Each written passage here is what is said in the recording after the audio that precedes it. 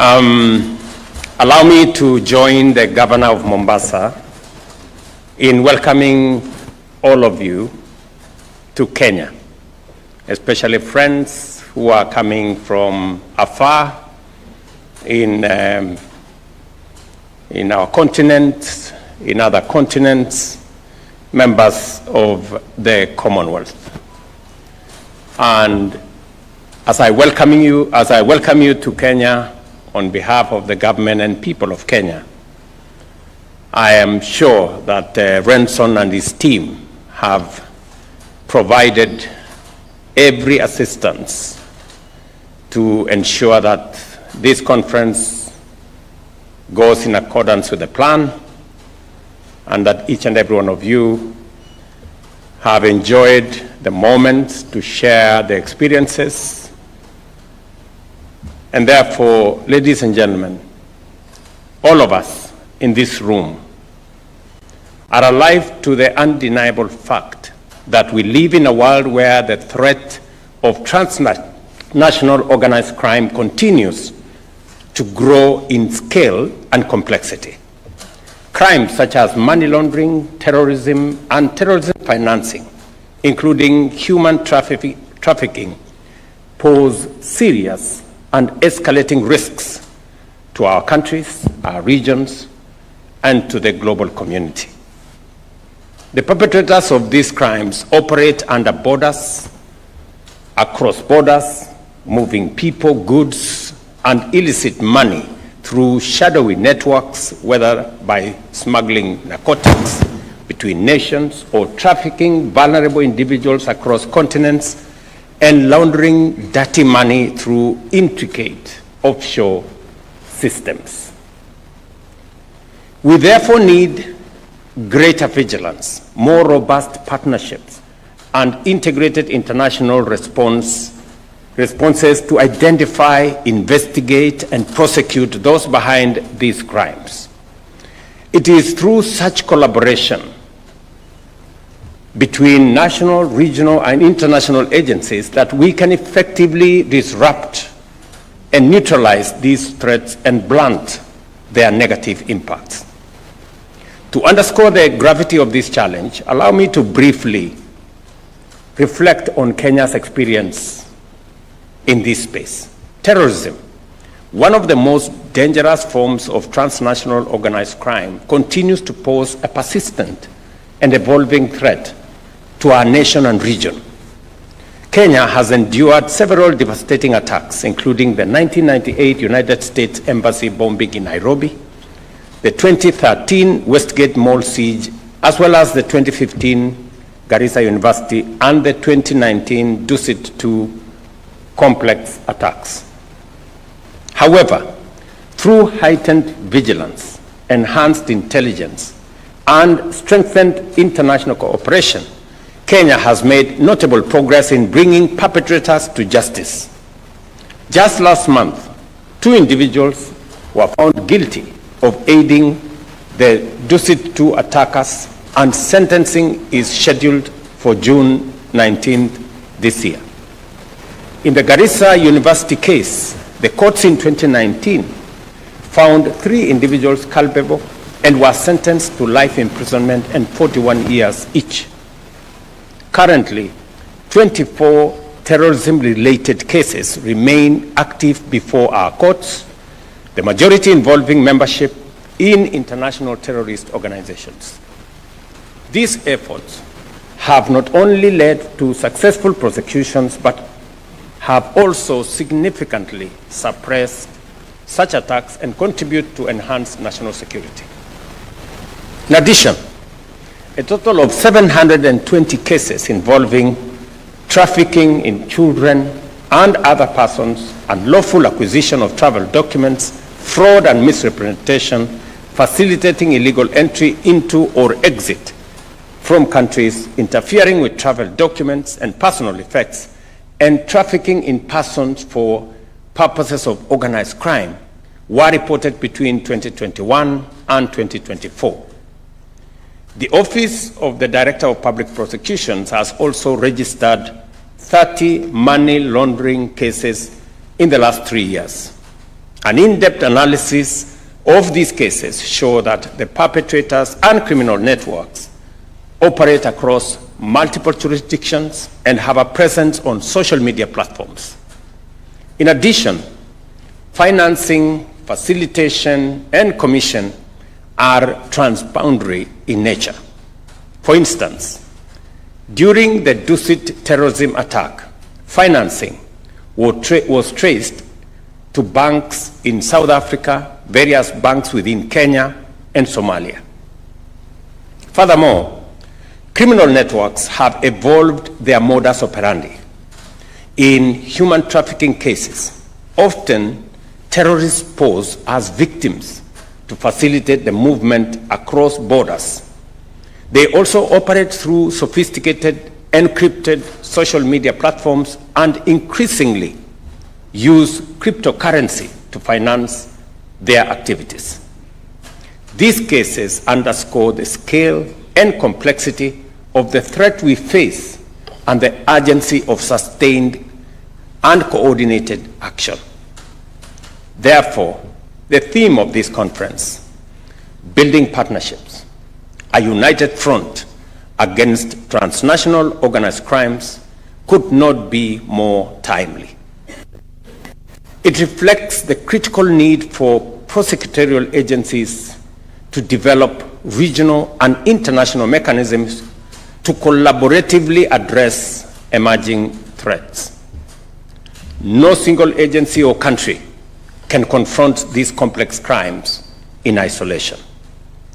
Through the exchange of knowledge and best practice, we are better able to understand the legal nuances across jurisdictions and craft innovative approaches for effective investigations and prosecutions.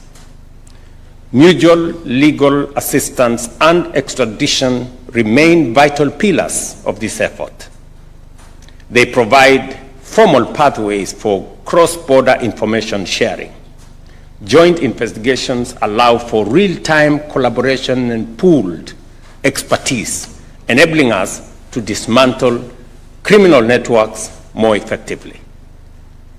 I am aware that the Office of the Director of Public Prosecutions in Kenya has signed MOUs with various prosecutorial agencies, including Azerbaijan, Morocco, Qatar, and Saudi Arabia.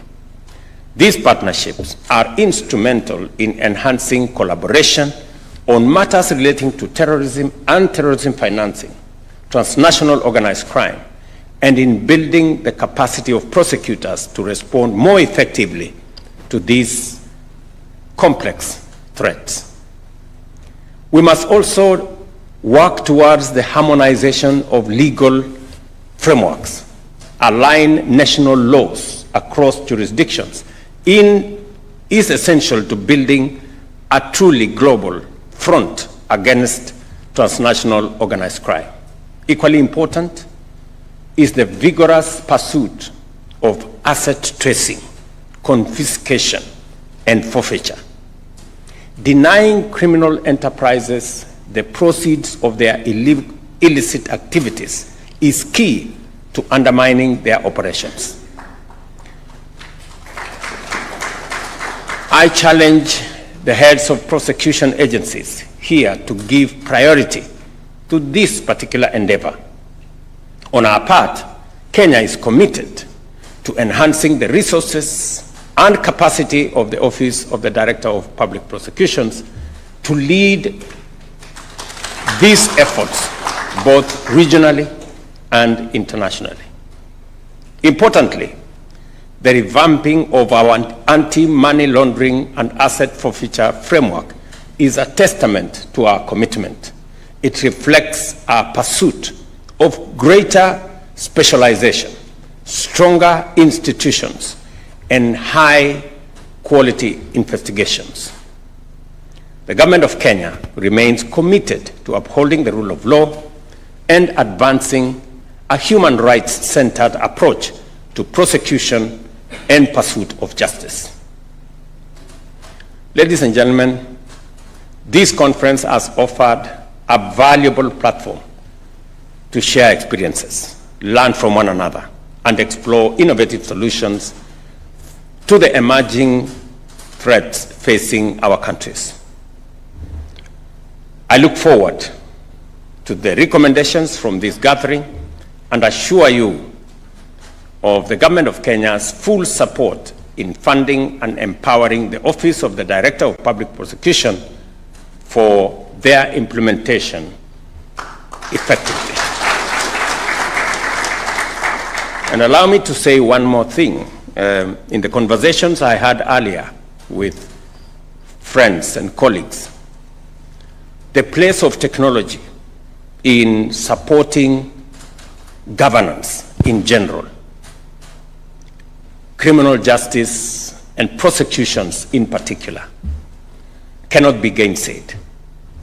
We have seen the evolution of use of technology in many spaces. At the moment in Kenya, we are using technology to collect our taxes. We are using technology to deploy support for farmers in our input program. We are using technology on our universal health coverage plan. We are using technology in many aspects. And we have seen the robust use of technology in the criminal justice system, in matters relating to scheduling of cases, hearing of some cases. And therefore, I want to encourage prosecutors, the directors of public prosecution in our Commonwealth, to leverage on technology and to see how we can better use technology, especially when we are tackling crimes that go beyond physical borders. Some of those crimes are committed with the support of technology. And it therefore makes sense for us to leverage on technology to deal with the challenges that today face our nations. And therefore, as we look at the future, where is the place of technology? As technology is abused by criminals and people engaging in crime, how do we better use technology to enhance the efficiency and the efficacy of what we are doing in matters prosecution and ensuring that there is the rule of law? As you are aware, the era of artificial intelligence is here with us. And it comes both as a threat, but much more importantly, as an asset for us to use to be able to better manage global governance.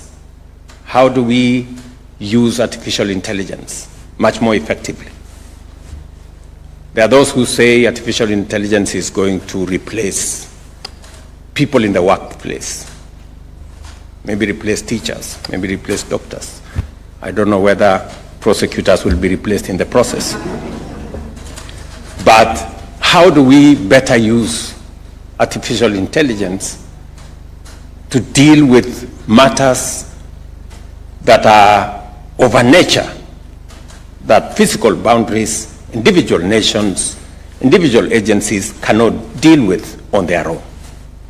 And therefore, the leadership of the Commonwealth, heads of prosecuting agencies, it is my encouragement to you that you begin to see how we can leverage on technology, how we can leverage on artificial intelligence to be able to support the efficiency of delivery of justice through the criminal justice system.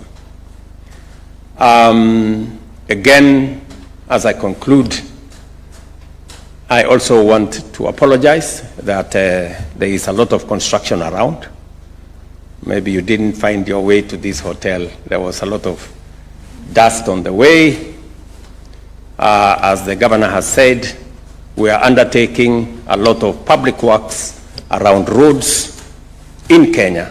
We are currently undertaking construction of about 2,500 kilometers, including this particular road here.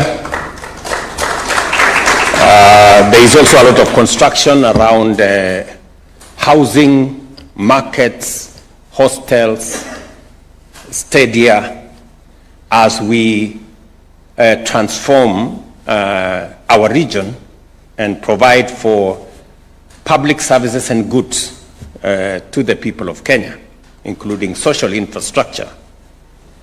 And therefore, bear with us as we do this.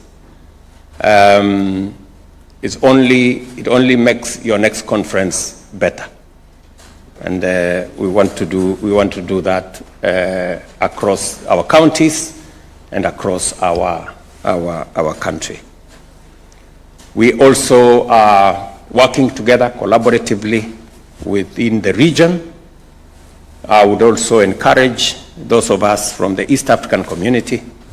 I see my friends from Tanzania here, my friends from Uganda, that even as we build the Commonwealth network, let's also see how we can leverage on the East African community to better coordinate action around the issues that are of concern to this conference. Let me also say that there is an opportunity within the Africa Union that as we undertake the reform of the Africa Union, we can better collaborate as countries in this region to see how we can build greater synergy in all spaces as we work on the Africa Continental Free Trade Area, as we look at what our financial institutions are doing. And I think the areas of governance, criminal justice system, and prosecution should not be left behind as we build the networks to better leverage the opportunities that exist in our continent and to better deploy the assets and the resources we have, whether it is the human capital that exists in plenty in our continent or the resources, mineral and natural resources that are available in our continent, to better improve the quality of life and the place of citizens of our countries and of our region. Ladies and gentlemen, it is now my pleasure to declare the 23rd Commonwealth Heads of Prosecuting Agencies Conference closed. Thank you very much. I wish you the very best. Thank you. Another hearty clap for his...